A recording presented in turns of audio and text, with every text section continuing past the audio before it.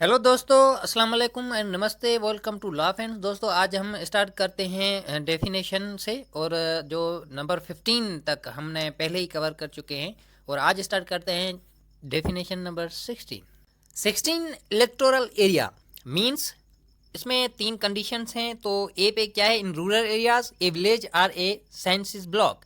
अगर गांव की बात की जाए रूरल एरिया वाली साइड पे, तो अगर कोई गांव है, विलेज है, उसको हम कहेंगे electoral area. Or a census block, या अगर मर्दमशुमारी का ब्लॉक है उसको हम कहेंगे इलेक्टोरल एरिया। बी में है इन अर्बन एरियाज। इसमें तीन numbers where there is a municipal ward or census block, such ward or census block. तो पहले नंबर पे अगर म्यूनिसिपल वार्ड है या अगर मर्दमशुमारी का ब्लॉक है या वार्ड है, सेंसस ब्लॉक है, तो उसको हम कहेंगे इलेक्टोरल एरिया। और टू पे है where there is no municipal ward or a census block a well defined मोहल्ला आर ए स्ट्रीट। अगर ये फर्स्ट वाली कंडीशन नहीं है तो एक अगर वेल डिफाइंड और मोहल्ला है या वो अगर स्ट्रीट है, उसको भी हम कह सकते हैं इलेक्टोरल एरियाज। थ्री पे where the word are census block mohalla or street is too big a well defined part thereof. अगर ये स्ट्रीट या मोहल्ला वो अगर बहुत बड़ा है, तो इस कंडीशन में उसके जो है उसको बांटा जाएगा हिस्सों में। उसके जो हिस्से किए जाएंगे, छोटे छोटे जो ब्लॉक्स होंगे, उसको भी हम कह सकते हैं इलेक्टोरल एरिया। तो दोस्तों नंबर 3 पे जो तीसरी कंडीशन है, such other area as may be determined by the commission. अगर ये बी और ए जो ये दोनों कंडीशन है, इसके अलावा अगर कमीशन तजवीज़ करे, जो भी एरिया कमीशन तजवीज़ करेगी, उसको भी हम कह सकते हैं इलेक्टोरल एरिया। तो दोस्तों इलेक्टोरल एरिया में ये तीन कंडीशंस हैं, ए, बी और सी। तो दोस्तों ए में electoral area with respect to rural है, और जो बी में है वो अर्बन के हवाले से, और जो सी में है वो डिटरमाइंड बाय द कमीशन। तो सी में है कि जिस भी एरिया को कमीशन डिटरमाइन करेगी उसको ही समझा जाएगा इलेक्टोरल एरिया। उसके बाद 17 election observer means a person authorised by the commission to observe the conduct of an election. Election commission की तरफ से इलेक्शन ऑब्जर्वर को जो है अथोराइज किया जाएगा, और उसका जो काम होगा वो ऑब्जर्व करेगा कि इलेक्शन आया सही चल रही है या नहीं। देन 18 पे है दोस्तों इलेक्शन ऑफिशियल। इसमें ये जो पोलिंग स्टेशन होती है उसको एडमिनिस्ट्रेशन करने के लिए जो भी स्टाफ रिक्वायर्ड होता है, वो तकरीबन इसमें आ जाता है इलेक्शन ऑफिशियल में। इंक्लूड्स क्या क्या उसमें कौन से ऑफिसर्स इसमें शामिल होते हैं? Officer official of the commission, A district returning officer, then a returning officer, an assistant returning officer, a presiding officer, an assistant presiding officer, a polling officer, or any officer or official of law enforcing agency or other agencies or any other official appointed or deputed to perform duties in connection with an election। Election के दौरान जिस भी बंदे को appoint किया जाता है, वो जो पोलिंग स्टेशन होती है उसके एडमिनिस्ट्रेशन के लिए जो डेपुटेशन की जाती है, तो उसमें जो भी ऑफिसर्स आ जाते हैं उसको हम कहते हैं इलेक्शन ऑफिसर। देन 19 पे election program means an election program notified by the commission under this act. ये जो एक्ट हम पढ़ रहे हैं, द इलेक्शंस एक्ट, इसके अंडर जो भी program notified by the election commission हो, तो उस प्रोग्राम को हम कहेंगे इलेक्शन प्रोग्राम। 20 पे दोस्तों है electoral roll means an electoral roll prepared, revised or corrected under this act and includes the electoral roll prepared under the Electoral Rolls Act 1974 existing immediately before the commencement of this act। तो दोस्तों इसको हम अगर सादे अल्फाज में कहें तो इलेक्टोरल रजिस्टर, जिसमें जो कंप्लीट लिस्ट होती है, जो वोटर होता है उसकी जो वोट देता है, तो वो लिस्ट को हम कहते हैं इलेक्टोरल रोल। तो वो इलेक्टोरल रोल ये एक्ट जो हम पढ़ रहे हैं, इस एक्ट के मुताबिक उसको रिवाइज किया जाएगा, उसको तैयार किया जाएगा, और अगर कहीं गलती की गुंजाइश है तो वो भी करेक्ट की जाएगी। लेकिन इस देश के एक्ट और इसमें जो ये लिखा हुआ है कि electoral roll prepared under the electoral rolls act 1974 existing immediately before the commencement of this act. It means जब तक ये एक्ट जो हम पढ़ रहे हैं द इलेक्शंस एक्ट 2K17, ये जब कमेंट्स होगा, सदर साहब जब तक उसको असेंड नहीं करेगा उससे पहले, क्योंकि उससे पहले तो इन्फोर्सिबल है नहीं, तो उसलिए उस दिन तक के लिए जब तक ये असेंट हो जाए तब तक के लिए जो इलेक्टोरल रोल एक्ट 1974 है उसके मुताबिक ही जो इलेक्टोरल रोल है उसको रिवाइज किया जाएगा, उसको बनाया जाएगा, और अगर उसको ही करेक्ट किया। लेकिन ये एक्ट पास होने के बाद इस एक्ट इलेक्शन एक्ट 2K17 के मुताबिक ही इलेक्टोरल रोल बनाया जाएगा। दोस्तों ये सारा कुछ इसलिए लिखा गया है क्योंकि ये एक्ट 2K17 का एक्ट पास होने के बाद द इलेक्टोरल रोल्स एक्ट 1974 है वो रिपील हो गया है।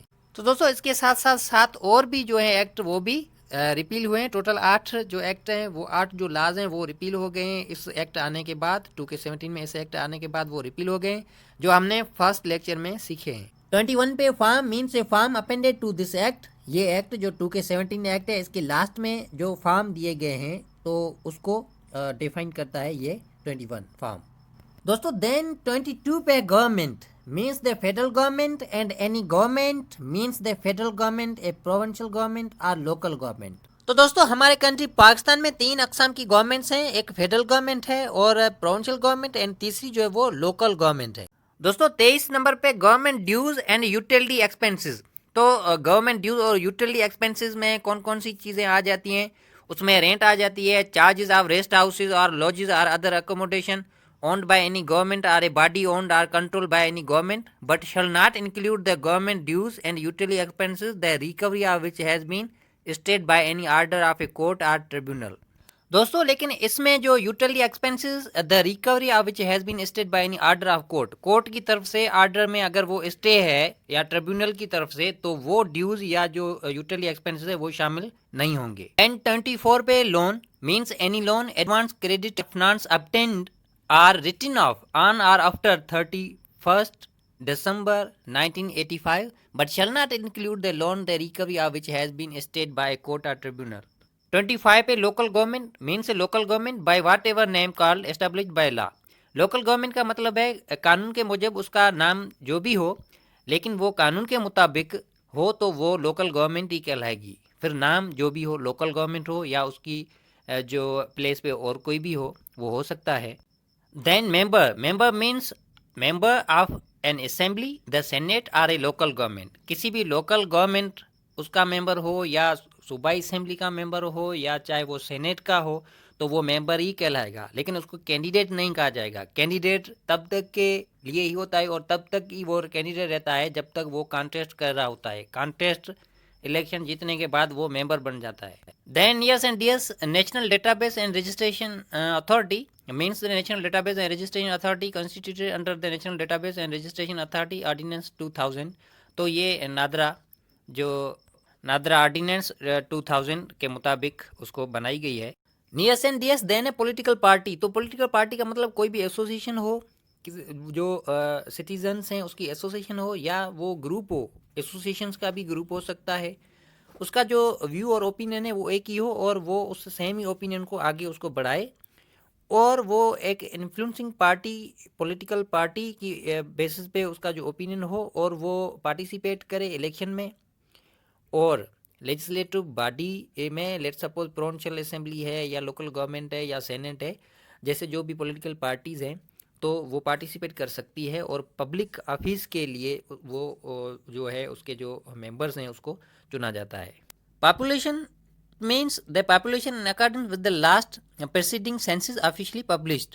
then 30 पे है prescribed means prescribed by the rules means कानून के मुताबिक जो भी तजवीज़ किया गया है। then 31 पे presiding officer means a presiding officer appointed under this act for a polling station and includes an assistant presiding officer performing the functions of a presiding officer।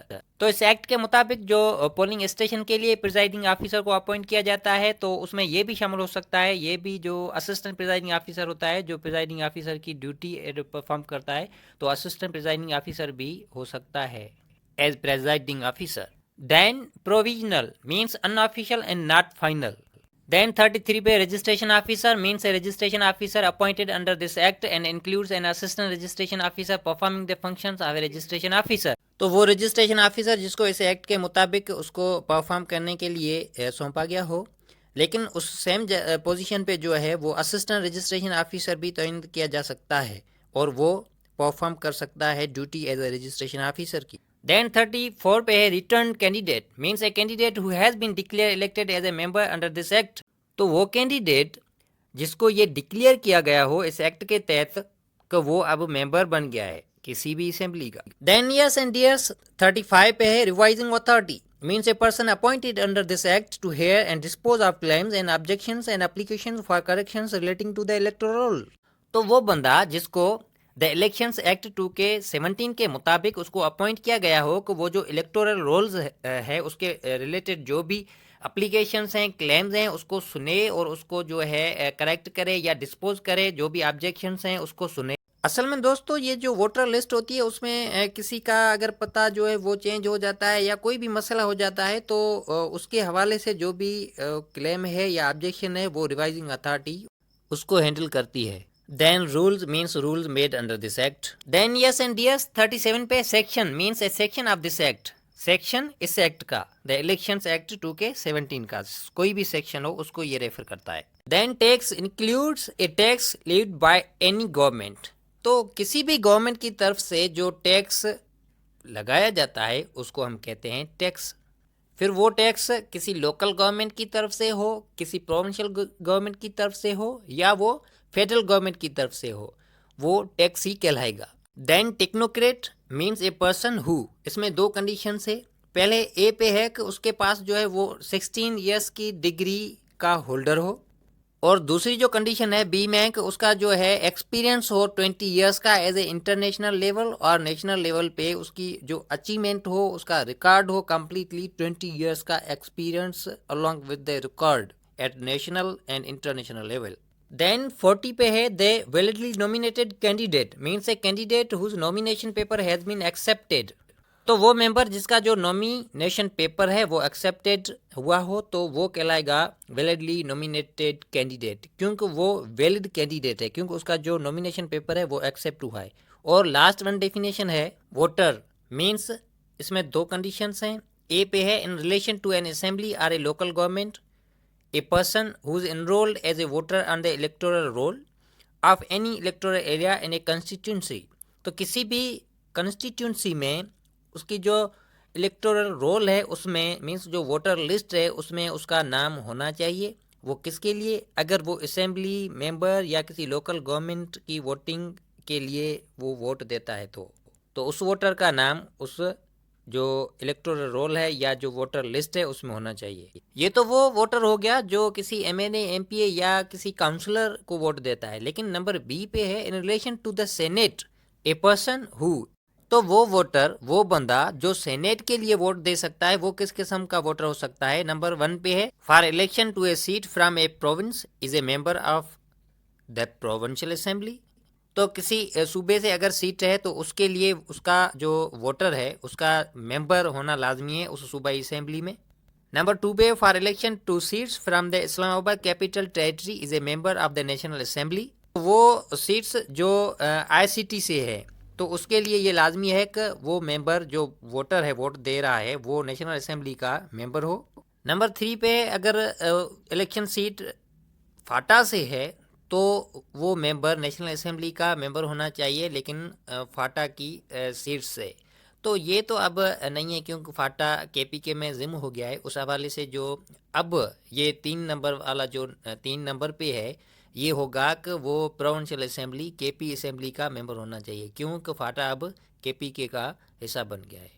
फाटा अब एज ए फाटा नहीं है। तो दोस्तों ये फर्स्ट चैप्टर का last lecture था जो सारा डेफिनेशंस के बारे में था। ज़रूर आपको ये लेक्चर थोड़ा जो है थोड़ा बोरिंग लगा होगा क्योंकि जस्ट डेफिनेशंस हैं, इसमें ऐसी कोई टेक्निकल चीज़ है नहीं। तो इस हवाले से अब मिलते हैं कमिंग लेक्चर में, तब तक के लिए अपना ख्याल रखिएगा और इस चैनल का भी